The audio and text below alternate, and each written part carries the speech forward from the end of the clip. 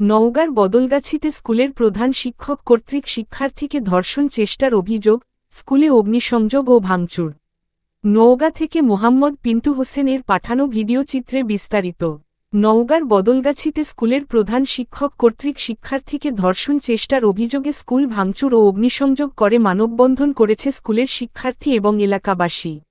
জানা গেছে, গত ৩ আগস্ট সোমবার সারাদেশের ন্যায় নওগাঁর বদলগাছিতে ভারী বর্ষণ হয়েছে।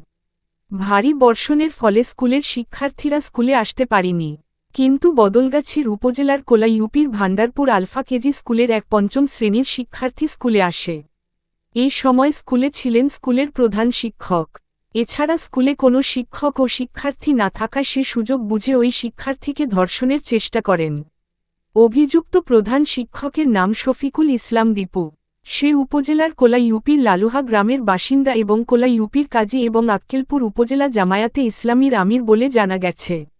ওই শিক্ষার্থী বাসায় গিয়ে অভিভাবককে ঘটনা জানালে তারা স্কুলে এসে অভিযুক্ত শিক্ষকের খোঁজ নিতেই মুহূর্তেই ঘটনা ওই এলাকায় ছড়িয়ে পড়ে। এ অভিযোগের জেরে ৪ আগস্ট মঙ্গলবার সকাল 10:30টার দিকে বিদ্যালয়ের অফিসে ভাঙচুর ও অগ্নিসংযোগের ঘটনা ঘটেছে। স্থানীয়দের দাবি, প্রধান শিক্ষকের বিরুদ্ধে শিক্ষার্থীদের যৌন হয়রানির অভিযোগ ওঠার পর ক্ষুব্ধ এলাকাবাসী বিদ্যালয়ে গিয়ে অফিসে ভাঙচুর ও অগ্নিসংযোগ করে। খবর পেয়ে স্থানীয় ফায়ার সার্ভিসের একটি ইউনিট ঘটনাস্থলে গিয়ে আগুন নিয়ন্ত্রণে আনে। সরজমিনে গেলে একাধিক অভিভাবক ও এলাকাবাসী বলেন, আলফা কিন্ডার গার্ডেন স্কুলের প্রধান শিক্ষক একাধিক শিক্ষার্থীকে যৌন হয়রানির চেষ্টা করেছেন বলে অভিযোগ তোলেন। তাকে ইতিপূর্বে সতর্ক করে দেওয়া হয়েছিল, কিন্তু তিনি তা না মেনে পূর্বের ন্যায় একই কাজ করছেন। শুধু তাই নয়, সে কাজী হওয়ার সুবাদে টাকার লোভে বহু বাল্য বিবাহ করে দেন এবং বিয়ের কাবিননামা থেকে শুরু করে কাগজপত্রগুলো নয়-ছয় করে দেন। তারা আরও অভিযোগ তুলেন, বিভিন্ন মানুষের কাছে টাকা পয়সা নিয়ে তালবাহানা করত অভিযুক্ত এই শিক্ষক।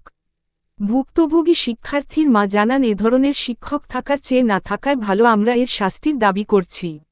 এ বিষয়ে জানতে চেয়ে উপজেলা প্রাথমিক শিক্ষা অফিসার আমিরুল ইসলাম এর মুঠোফোনে একাধিকবার যোগাযোগ করা হলেও তিনি তার মুঠোফোনটি রিসিভ করেন নাই।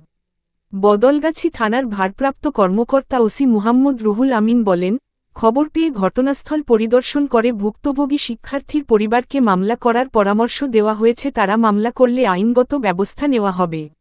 অভিযোগের বিষয়ে প্রধান শিক্ষক শফিউল আলম দীপুকে না পাওয়ায় বক্তব্য পাওয়া যায়নি।